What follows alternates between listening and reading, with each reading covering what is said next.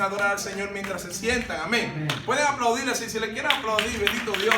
Nosotros le agradecemos a Dios porque Él es bueno y para siempre es su misericordia. El hecho de que nosotros le demos prioridad a la palabra deja saber mucho de nosotros, y es que entendemos que la palabra, como es viva, ella es eficaz. Ella cambia la circunstancia de toda persona que recibe esa palabra, amén. Así que en Juan nosotros nos encontramos una continuación de la comunicación que el Señor estaba teniendo con sus discípulos.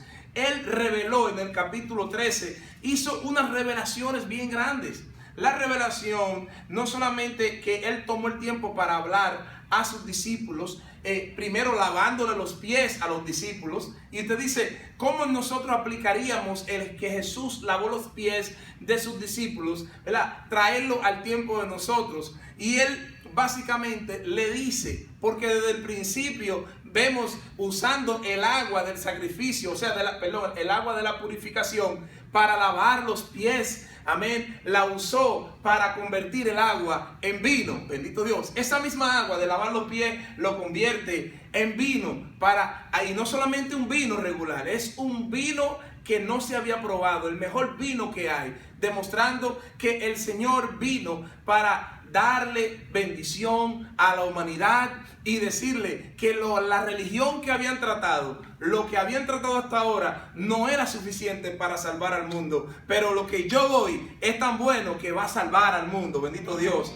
Entonces nosotros vemos que Jesús ahora toma el tiempo para usar algo que ellos conocían, que les tocaba a los sirvientes, que le tocaba básicamente a los esclavos, a las personas que estaban en la casa. Lo más inferior le tocaba hacerle a las personas que venían, las visitas, para que ellos le lavaran los pies. Entonces Jesús dice, yo soy su servidor, yo vine a servirle, es más, yo voy a lavarle los pies a ustedes. Por eso es que Pedro tiene que decir, ¿cómo tú me vas a lavar los pies a mí? Si yo te consideré, si yo fui el que declaré básicamente que tú eres el Cristo, como al Mesías, yo voy a dejar que Él se humille para que laves mis pies.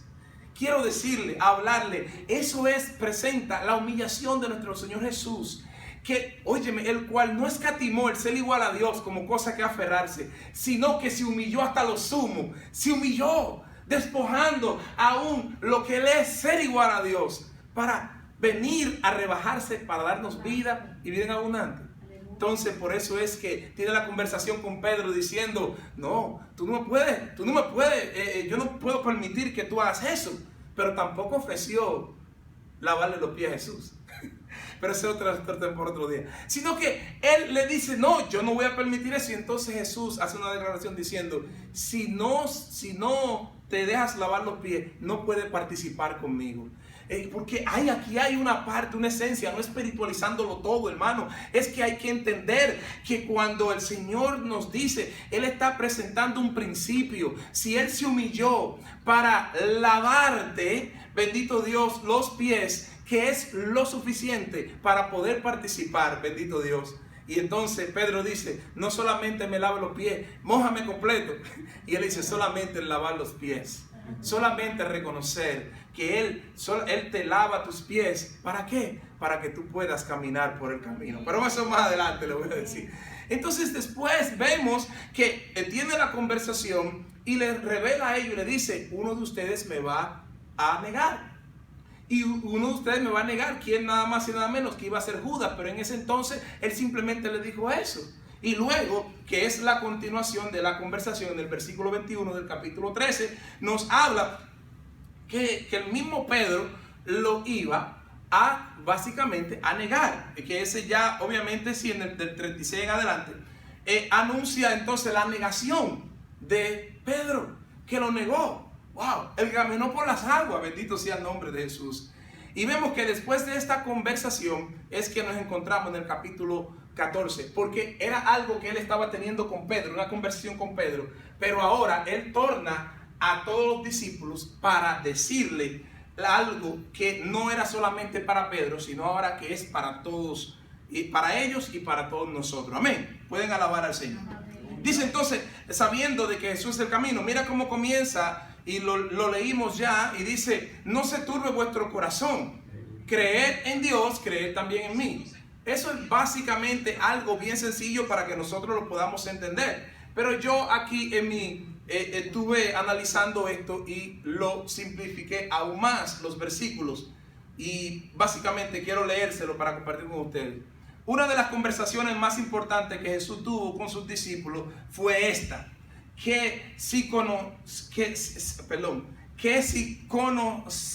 Aleluya.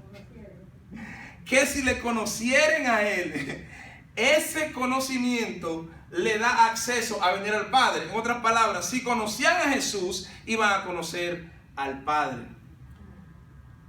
Y esto nos dejará y nos dará el acceso para poder morar en el cielo con Él. Esta información es de suma importancia y es de suma relevancia para nosotros, porque igual necesitamos escuchar esta palabra. Necesitamos la palabra que nos dice que no tenemos que tener temor, porque ya el Señor ya tiene asegurado un lugar para nosotros. Dice, no se turbe vuestro corazón, no tengan miedo. Jesús entendiendo y viendo la situación, porque ellos todavía no entendían el concepto de salvación, no entendían la importancia que Jesús tenía. Ellos sabían que Jesús era importante, pero todavía no habían visto el plan completo de salvación, que por eso el Señor tiene que prometerle que no le iba a dejar huérfano, sino que le iba a dar un consolador. Por eso cuando usted lee el capítulo, vemos dos personas que se destacan. Número uno, se destaca Tomás. Tomás tenía que ver para poder creer, y él no identificaba al Padre en Jesús. Ahora, pero el Señor Jesús le está diciendo, si ustedes no tienen la capacidad de identificarme, que estoy con ustedes por largo tiempo, básicamente, ¿qué esperaremos nosotros? Por eso el Señor Jesús nos dice, bienaventurado el que no vio y creyó. Nosotros somos bienaventurados, que no tuvimos físicamente ahí, pero que ahora nosotros creemos y verdaderamente sabemos que está físicamente con nosotros. Amén. Entonces, dice el Señor, da una promesa. Primeramente es la promesa de una habitación, porque lo que Él quiere establecer para hablar de los versículos es que yo le tengo que decir, ustedes tienen que permanecer confiados. No se preocupen, no permitan que haya una distracción de pensamiento. Cuando leía esto, me llevó a lo que sucedió con Elías. ¿Sabían ustedes que Elías tuvo que hablarle al pueblo cuando estaba en el monte de Carmelo? Y le dijo, vamos a ver quién es el Dios que responde por fuego. Pero antes de eso le dice, ¿por qué claudicáis en dos pensamientos? ¿Por qué ustedes están en esa variación de pensamientos? Si Dios es Dios, sirvámosle a Dios, el Dios que responda por fuego, ese es el Dios. En otras palabras, Él básicamente, cuando Él está diciendo, no se turbe vuestro corazón, no estén pensando si ustedes tienen una seguridad eterna, porque ya yo la tengo preparada para ustedes. Entonces mi preocupación no es que si me va a dar la gripe o la enfermedad o no. Mi preocupación es que yo sepa lo que el Señor me está diciendo. No tengo miedo, porque si vivo, vivo en Él, y si muero, muero para estar con Él, porque Él me está diciendo que voy a estar en una morada celestial. Dice, voy pues a preparar morada. Por eso dice, si ustedes creen en mí, van a creer en el Padre. ¿Tú sabes lo que significa eso? Él es la llave, sí, de darnos todo lo que necesitamos. Pero es decir, que si ustedes me creen a mí, si ustedes me están viendo a mí, están viendo el reflejo del Padre. Bendito Dios. Porque el Señor Jesús estaba preparando algo para que ellos pudieran analizar esto y percibirlo, que si entonces Jesús es la imagen del Padre, es el Padre en la tierra, pero entonces ahora Jesús iba a estar en nosotros. Si Jesús está en nosotros y Jesús es el Padre, ahí está. Y Jesús representa al Padre, ¿quién está en nosotros? El Padre, el Todopoderoso. Amén. Está con nosotros. Pero fíjate, esto es una promesa celestial. Una promesa, dice, en la casa de mi Padre. Y hay una versión que dice, en la casa de mi Padre muchas mansiones hay. yo voy allá a preparar morada para ustedes, para que donde yo esté, también vosotros estéis. En esos días la gente no le quieren que le hable del reino, pero del reino aquí en la tierra. Y no queremos que le hablemos de una morada celestial, porque ahora se cambió lo que es el argumento, y es válido el argumento. Porque ahora nosotros no sabemos cuánto tiempo vamos a vivir en esta tierra. Pero ¿y si nos toca vivir 50 años más? Imagínese usted, yo que tengo 45 y me toca 50 años más. Yo necesito la ayuda de Dios.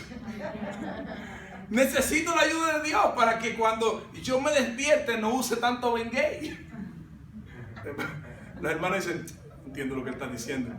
Tengo un dolorcito, vaya esperando que los años vayan pasando para que usted vea. Yo de verdad que detestaba, y yo lo he testificado aquí, detestado el olor a Bengay. Pero déjame decir una cosa, eso trabaja bueno, anuncio no pagado. Anuncio no pagado. Bueno, no me quiero distraer, pero bueno, el punto es, tú sabes lo que es eso. Necesitamos la gracia de Dios, necesitamos el poder de Dios, pero hay que entender que hay una morada preparada para nosotros. Y dice, entonces, en la casa de mi padre muchas moradas hay. Si así no fuese, o sea, yo no, aquí lo que está él asegurando y diciendo, yo no le voy a dar a ustedes una falsa promesa. Lo que yo le estoy diciendo a ustedes lo estoy garantizando con hechos. O sea, ustedes me están escuchando, pero yo le estoy diciendo que yo voy a ir allá. Porque ellos no entendían que le dice, y yo me voy, yo tengo que entregar mi vida, porque es la vez que él le está diciendo de su muerte, y ellos todavía no entienden eso. Bueno, pero si él se muere, ¿cómo seguirá el ministerio? Pero es que ellos no entendían la parte espiritual. A veces no entendemos la parte espiritual. Bendito Dios. A veces no entendemos lo que Dios nos está diciendo. Por eso yo dividí esto básicamente con el versículo 6. Porque yo le di la temática. Dice, entendiendo que Jesús es el camino. Entonces tenemos que entender primeramente el camino, luego la verdad y luego la vida.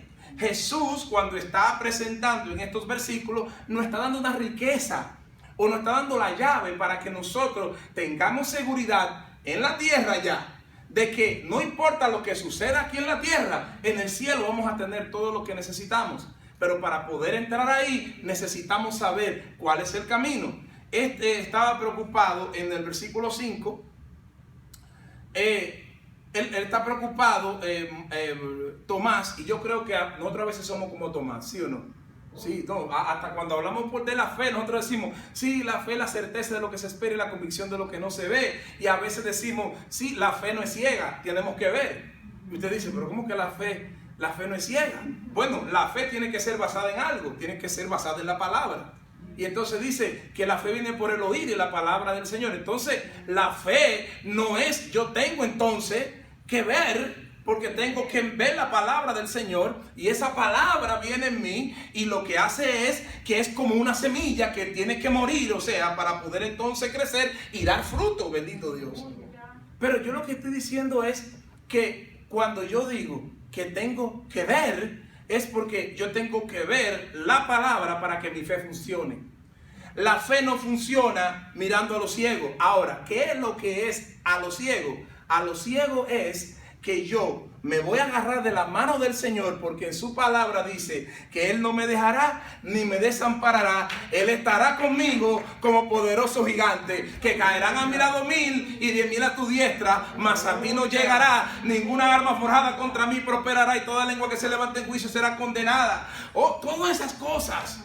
Cuando yo veo eso, digo, ok, ya, yo estoy entonces amparado, y ahí estoy viviendo y confiando ciegamente en el Dios Todopoderoso. Pero continúo, porque yo analizaba esto y dice Jesús, entonces, mira, aquí está la promesa. Y esto es algo importante, porque cuando hablamos de Ravi Zacharias, una de las cosas que él presentaba, uno de los más grandes apologéticos que ha existido, tremendo, me encanta, si el Señor me permite, ser por lo menos, no sé, como un 20 o un 15% del conocimiento adquirido que él obtuvo. Wow, yo creo que estoy bien. La gloria sea para el Señor. Pero claro, Jesús es más grande, porque eso es lo que él establecía. Porque no importa qué tanto PhD, qué tanta preparación él tenía y cuántas discusiones tuvo, él reconoció que Cristo, cuando él se quería quitar la vida, Cristo lo salvó, lo redimió y lo transformó. Y él se enfocó, que eso quiero hablarle, de una palabra y es de la verdad. Porque él dijo, si tú eres el Dios que me ha levantado a mí y me permite salir de este hospital, yo no descansaré hasta buscar esa verdad que eres tú y compartirla al mundo entero. ¿Vio? Entonces, ¿por qué le digo esto? Para establecer lo siguiente. Jesús le dijo, yo soy el camino, contestándole a la inquietud de Tomás en el versículo 6, que estaba diciendo, ¿cómo pues podemos saber el camino? Y esto es algo que era importante para ellos, porque Jeremías fue uno de los que dijo, paraos en los caminos y mirar cuál sea la senda antigua y caminar por ella. ¿Y qué dijeron la gente? No caminaremos. Ellos sabían cuál era el camino, pero optaron por no caminar. Ahora bien, Jesús está, básicamente, si me permiten decir esto, y es que Jesús está diciendo, yo soy el camino. No es que busquen un camino viejo, no es que busquen tendencias religiosas anteriores, ritos. Es que yo te quiero decir, yo soy el camino por el cual ustedes tienen que caminar. Por eso tuve que lavarle los pies. Aleluya. Ustedes tienen que caminar. Yo soy el camino. Yo soy, I am the way. Yo analizaba esto, que diciendo que el tema del camino es muy importante, porque incluso fue el nombre que le pusieron a las personas que eran creyentes. Amén. Le decían la gente del camino. Amén. Aleluya. Amén. Porque iban predicando la palabra por todas partes y diciéndole al mundo que Cristo salva, transforma. Aleluya. Y yo, hablando de las 6:6 del Evangelio, enfatizo en las 6:6 del Evangelio. Una de las cosas es caminarlo. Caminar el camino. Por eso cuando Pablo, hablando de esto, de tomar toda la armadura de Dios, se enfoca en el calzado del apresto del Evangelio, porque el Evangelio hay que caminarlo. Aleluya. Dios es bueno. Amén. Dios es bueno, tú tienes que caminarlo. Cuando tú lo caminas, cuando tú caminas, que Jesús, sabiendo que Él es el camino, nosotros caminarlo nos va a dar a nosotros la satisfacción de tener la seguridad. Cuando hablamos, Jesús le estaba estableciendo que Él era el camino, Él era el que iba a permitirle al hombre llegar al Padre por esa desconexión que había del Padre. Entonces Él vino a hacer ese camino que nos iba a permitir llegar al Padre. Cuando escuchamos estas cosas, nosotros lo recibimos como que si es Evangelio 101, del principio de la universidad teológica, te habla. Es el principio de lo que es el camino. Eso es la simple esencia del Evangelio, es entender estas tres partes, que Jesús es el camino. Que Jesús es el camino. Y número 2, Él es la verdad. El hombre. Por eso es una de las cosas que cuando usted estudia filosofía, el conflicto más grande que va a entender es what is truth, que es verdad.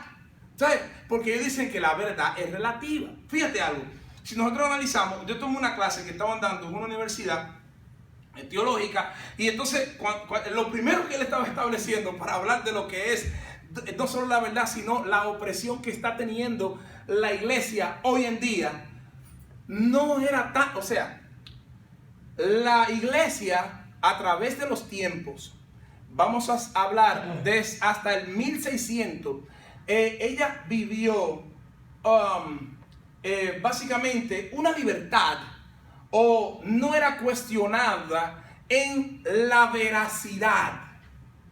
En cuanto a la veracidad de la palabra, en cuanto a la veracidad de lo que es el establecimiento, lo que la iglesia decía, la iglesia apoyaba los reinos y ellos tenían control. La iglesia decía y mandaba un edicto y se tenía que cumplir, hasta que vino un simple monje levantándose y presentando 95 cosas que no estaban andando bien. Entonces, cuando se presenta eso, se empezó ahora no a cuestionar lo que es la palabra, pero a elevar lo que es solo escritura, que es la palabra del Señor, solo la palabra. No hay nada por encima de la palabra. Síganme en esto y vamos a llegar a esto.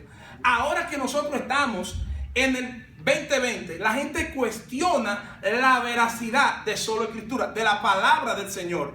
La palabra viene a ser como una sugerencia, por eso es que ahora no aceptan los principios y valores, ¿sí? Porque ahora es un criterio religioso. Pero nosotros tenemos que entender, ahora viniendo a este versículo, como nos dice, Él dice que Él es la verdad. ¿Y cómo nosotros vamos a establecer que es una verdad? Teniendo la palabra del Señor, para que se vea cómo Él cumplió todos los requisitos para Él poder venir a ser el Mesías, para que se pueda identificar que Él es el Mesías. Pero yo no quiero, mire hermano, yo lo que quiero es que nosotros establezcamos y que entendamos que aunque el hombre no quiera reconocer que esta es la verdad, que la palabra es viva y eficaz, nosotros creemos que ella es la verdad, porque surgió un efecto en nosotros. Por eso es que Jesús mismo tuvo que establecer y decir, óyeme, si ustedes no me creen que yo soy o vengo del Padre, crean lo que yo hago. Aleluya. Por eso es que cuando la gente tiene problemas con esto, aún cristianos, esto es lo más difícil, aún cristianos cuestionan esto de tanta veracidad de la palabra. Por eso es que tenemos tantas cosas. Bueno, es que cuando Pablo lo dijo, habían, ¿sabe? Las mujeres, que esto y que lo otro, y también que los hombres hacían esto, y empezamos a cuestionar y a decir un montón de cosas. Por eso yo entiendo y vuelvo a lo que me acentra, y es esta verdad. Dice, yo soy la verdad. Lo demás es criterio, es pensamiento, es simplemente, lo demás es argumentación. Estaba escribiendo algo y dice, el hombre con su maldad destruye la verdad. Le explico. Lo que se puede saber acerca de Dios es evidente para el hombre, pues Dios mismo se lo reveló. Porque desde la creación del mundo, las cualidades invisibles de Dios, es decir, su eterno poder, su naturaleza divina, se percibe claramente a través de todo lo que Él creó. En other words, Jesús vino a decir, la gente tiene que ver para creer, bendito Dios. Pero no puede ver de la naturaleza que Dios creó. Yo entonces se lo voy a resumir en una palabra, yo soy la verdad.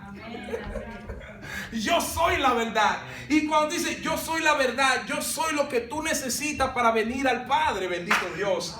Aleluya, quisiera tener tiempo para seguir hablando de esto, pero es que es tremendo. Dice, en esta parte del capítulo Pablo muestra cómo la práctica del pecado hace que a todo hombre culpable, y cómo las consecuencias del mismo lo han alejado de Dios cuando habla de Romanos capítulo 1. O sea, cuando nosotros vemos esa manifestación visible del poder de Dios, ahora se hace visible en Cristo Jesús, que en el principio era el verbo, y el verbo era con Dios. Ese verbo, esa palabra, que acción, se hizo carne, ese es Jesús. Esa es la verdad. It's the truth. Amen. Él es la verdad. Y continúa entonces la vida. ¿Por qué digo la vida? De todas las cosas que pudo decir, ahora dice, Él es la vida. Y entonces uno empieza a cuestionar y decir, ¿qué es lo que sostiene al hombre? El hombre necesita aire, necesita agua, ¿verdad? Necesita agua. Entonces yo analizaba lo que es, porque a veces me pongo a pensar demasiado. Ustedes me permiten ver cómo yo veo las cosas a veces. Cuando analizo, ¿qué es lo que yo necesito para vivir? Bueno, la atmósfera tiene que estar acomodada para que haya la partícula suficiente para yo poder respirar el aire, porque si la composición del aire mismo está contaminada, no me va a permitir entonces a mis pulmones absorber y recibir todo el oxígeno que yo necesito para que entonces pueda sobrevivir completamente. Entonces yo analizo todas esas cosas. Dice, Él me ha dado toda la esencia, todo lo que yo necesito para poder vivir y ser sostenido, y le doy gloria al que vive para siempre, porque Él es tan grande y tan poderoso que aún Él mantiene las partículas por millón, por mínimo, para que yo pueda absorber y recibir y no me afecte mi respiración. Por eso le doy gloria y honra al Señor. Entonces, cuando yo analizo estas cosas y digo, ¿qué yo necesito para la vida? El agua. Necesito el oxígeno, necesito alimento, necesito un lugar para yo. Es más, ni siquiera necesito un lugar para vivir, pero necesito esas tres cosas importantes y Él me las da. Pero entonces, Él les dice a ellos, yo soy la vida. Cuando dice, yo soy la vida, yo estuve en la creación y dice, hagamos al hombre a nuestra imagen y semejanza. Aleluya. Y entonces Él, desde antes de la fundación del mundo, Él preparó un plan de salvación, lo que habla Romanos capítulo 8, que somos predestinados. Y esa predestinación a la salvación no es que usted es salvo, siempre salvo. Esa salvación tiene que activarse cuando nosotros reconocemos que Jesús es la vida. Y si Él es la vida, Él me da acceso a que yo viva en la vida eterna. Hermano, discúlpeme, que tenía tiempo que no estaba aquí. Y por eso a veces me pongo... Pero fíjate, ahora hablando y poniéndolo en palabras simples, vida, es lo que le está diciendo es que ustedes cuando mueren van a ir, básicamente ustedes esperaban el paraíso, pero yo le estoy diciendo que aunque estén muertos, ustedes van a vivir. Amén. Bendito sea el nombre de Jesús. El único, todas las religiones dicen, ellos tienen un true claim, o sea, todas las religiones se basan que tienes que hacer algo para que entonces tú obtengas tu salvación, y no es garantizada, ojo en esto, no es garantizada. Si tú vas tú sabes que desafortunadamente mi familia fue budista, y tú sabes que todo ello es el karma, y cada nacimiento es un renacimiento, por eso yo creo en la reencarnación. Pero aunque tú mantengas tu karma, o sea, el efecto de las cosas negativas que tú has vivido, lo mantengas bajo, como quiera, no te garantiza que tú vas a tener otra vida donde tú vas a vivir mejor. Puede ser que tú vayas más inferior. Quiero hablarle de esto porque la gente allá afuera, eso es lo que está creyendo, con todo. Pero lo que yo le estoy diciendo es que Jesús le está diciendo a ellos, cuando tú entiendes, caminas por mí y tú entiendes que yo soy la verdad y yo te voy a dar vida, y esa vida es para que la disfrutes en abundancia cuando estés vivo, y cuando estés muerto tengas más para disfrutar. O sea que aquí no se termina la vida, tu vida continúa porque Dios te creó para vivir eternamente. Amén. Aleluya. Oh, gloria a Dios. Fíjate, hermano, y yo estoy terminando ya. Yo quiero decirle otra cosa sumamente importante, que cuando yo analizo que Él me da esa garantía de vida eterna, es para que yo camine donde quiera que yo vaya con una seguridad de que Él es grande, que Él es poderoso. Él me puede salvar y me puede sanar, pero Él me puede a lo mejor permitir que yo pase por circunstancias difíciles, pero que esa seguridad de lo que Él me prometió, que no se vaya, sino que me mantenga firme en Él, porque Él es el poderoso. Y termina con estos versículos, el versículo 13. Y todo lo que pidieres al Padre en mi nombre lo haré. Aleluya. Porque ¿qué es lo que Él dice? Porque el Padre sea glorificado en el Hijo. Para que el Padre sea glorificado en el Hijo. En otras palabras, yo te voy a bendecir a propósito para que tú puedas ver que hay gloria en mí y tú glorifiques a Dios a través de lo que yo estoy haciendo. Yo no sé si usted me está entendiendo. Había uno que se llamaba José, que no había entendido la experiencia que tuvo Jacob. Esa experiencia que él quería la bendición, y cuando le tocó compartir, me permiten, vamos a predicar en esta hora, que cuando él entendió que era necesario compartir una bendición, dijo que cuando vino José y trajo a sus 2 hijos que había tenido en Egipto, dice que él dice, papi, este es el mayor, bendice a este, y este es el menor. Y el papá, como entendió un misterio de Dios que los hombres no habían percibido, él cruzó las manos, y José, que estaba en la carne en ese momento, dijo, papi, no, tú no lo estás haciendo bien. Le viró la mano y él dice, no, yo lo estoy haciendo adrede, porque adrede, a propósito lo voy a bendecir, a propósito voy a hacer algo grande. Dios quiere bendecirte y contestar tus peticiones a propósito. Aleluya. Oh, mi alma te alaba, Jesús. para lucírsela, para dejarle saber al mundo, aleluya, que Él es capaz de hacer cosas grandes. Hermano, póngase de pie.